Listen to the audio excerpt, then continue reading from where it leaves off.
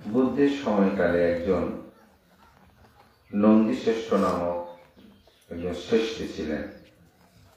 শ্রেষ্ঠী বলতে এখন বর্তমানে আমরা যাদেরকে শিল্পপতি বলি, তখন যাদের প্রচুর অর্থ থাকত তাদেরকে বলতো যে শ্রেষ্ঠী। তিনি বুদ্ধ ভক্ত ছিলেন। তিনি বুদ্ধকে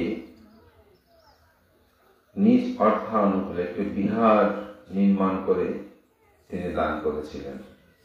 এত শ্রদ্ধা করতেন তিনি, প্রতিদিন তার বাড়িতে বহু ভিক্ষু সংঘ অন্ন গ্রহণ করতে আসত। তিনি খুব সুন্দর করে তাদেরকে দানাদি কর্ম সম্পাদন করতেন। যথাক্রমে তিনি বিবাহ বন্ধনে আবদ্ধ হলেন, কিন্তু দুর্ভাগ্যবশত তার স্ত্রী দান ধর্মের প্রতি খুব অনীহা প্রকাশ করতেন। সে প্রতিনিয়ত মনে করত দান করলে ক্ষয় হয়ে যায়, সুতরাং আমার স্বামী এই মুন্ডুক মস্তক এই ভিক্ষু সংঘকে দান দিতে নিঃস্ব হয়ে যাবে।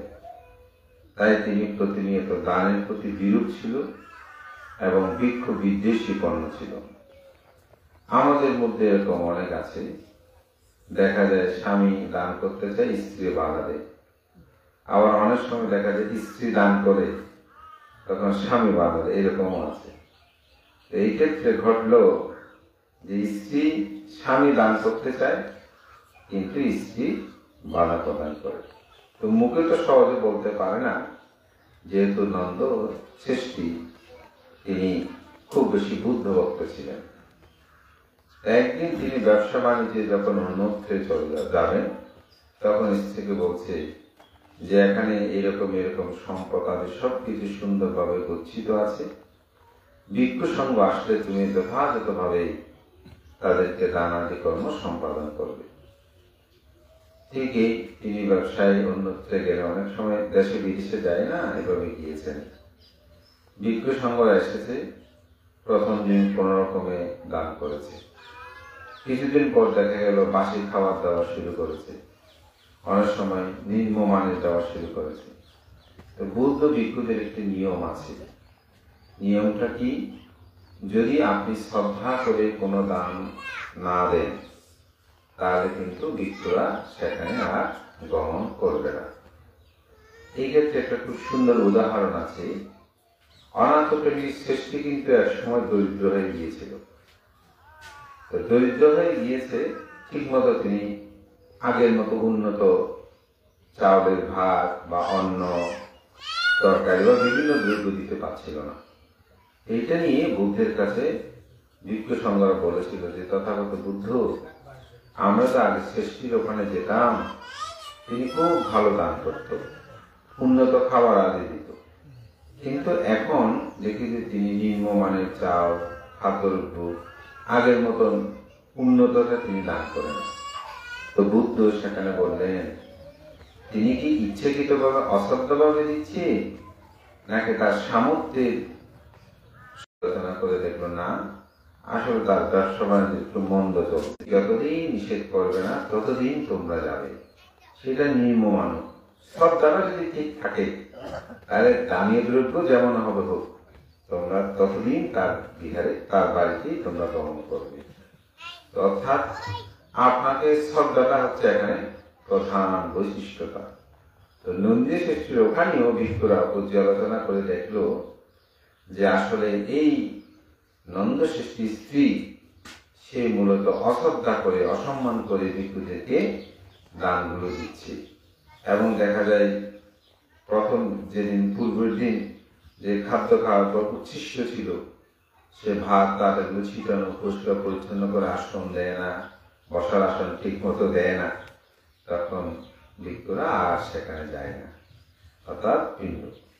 এদিকে ব্যবসা শেষ করে যখন নন্দ শ্রেষ্ঠী বাড়িতে আসলেন, তখন খুব ভোরবেলা উঠে, যেহেতু ভিক্ষুদেরকে দান দেয়, তিনি কিছু দানীয় দ্রব্য বেশ কিছু নিয়ে এসেছেন ভিক্ষুদের দেবেন। দেখে যে সে ভোজনশালার মধ্যে সেখানে কোনো ভিক্ষু সংঘ আসেনি।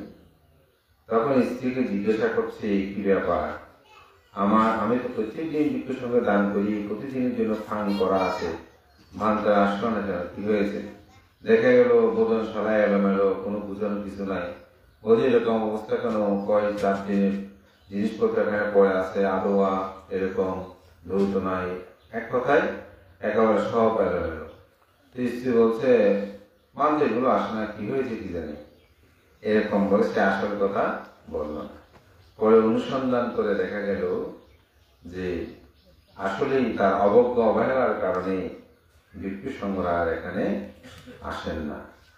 তখন তিনি বলছেন তোমার মতন এত নিম্নচিন্তা কামী, তোমার মতন এত হীনচিন্তা কামী, তোমার মতন অদাতা স্ত্রী আমার যোগ্য নয়। আমি তোমাকে আমার গৃহে রাখবো না, তাকে তাড়িয়ে দিল আঘাত করতে করতে। সেই অনেকটা বলা যায় একেবারে মৃত শয্যাশায়ী। তখন 2 নিরয় পালক তার 2 বাহুডুর ধরে তাকে মূলত নরকে নিয়ে যাচ্ছে। নিয়ে যাওয়ার আগে তাকে প্রথমে নিরয় যেটা সেটা দেখার সময় উত্তপ্ততা, নরকের যে দুঃখ যন্ত্রণা, এরপর তাকে স্বর্গে নিয়ে গেল। স্বর্গে নিয়ে যাওয়ার পর সেই স্বর্গের সুন্দর দেব বিমান, দিব্য বিমান যাকে বলে, স্বর্গে যেগুলো বাড়ি নির্মাণ হয় এগুলোকে বিমান বলে। তো এই বিমানগুলো দেখে একটা বাড়ি, একজন বলছে মানে কোনটা কার বাড়ি, যেমন সাইনবোর্ড আছে ওভাবে সেখানে দেবপুত্ররা বলছে তুমি এখানে আসতে পারো, এটাও মুখের বাড়ি, এটাও মুখের বাড়ি, এরকম শব্দ করে। ঠিক নন্দের স্ত্রীকেও নিয়ে গেল এমন একটা জায়গায় যেখানে নন্দের জন্য একটা দিব্য বিমান তৈরি হয়েছে। অর্থাৎ এটার একটা কারণ আছে। এটি নন্দ যেদিন বুদ্ধ প্রমুখ ও ভিক্ষু সংঘের জন্য বিহার দান করেছিল সেদিনই তার জন্য দিব্য বিমান তৈরি হয়েছে।